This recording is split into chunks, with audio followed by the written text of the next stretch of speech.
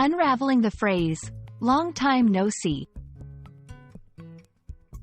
Hello, everyone. Welcome back to our channel. Today, we're going to delve into a commonly used English phrase, long time no see. This expression is interesting not just in its meaning but also in its origin and usage. So, let's dive in and explore this phrase in detail. Long time no see is an informal way to greet someone you haven't seen or spoken to for a considerable period. It's a conversational and friendly expression that acknowledges the gap in communication or physical presence between two individuals. When you say this, you're expressing happiness or surprise at meeting or connecting with someone after a long time.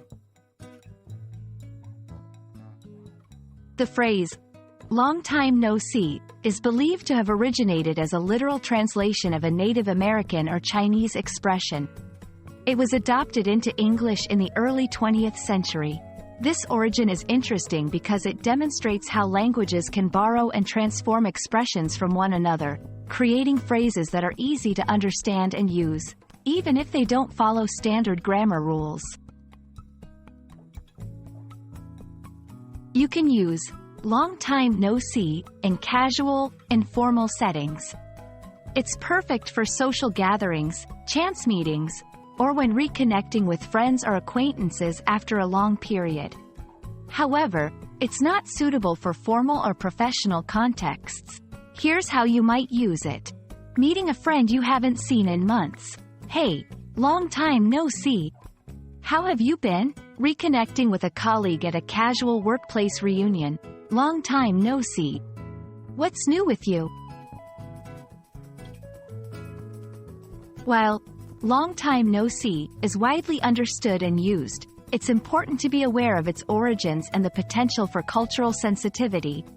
Since the phrase is believed to have originated from a non-English expression, some might consider it an example of cultural appropriation or a phrase that reinforces stereotypes.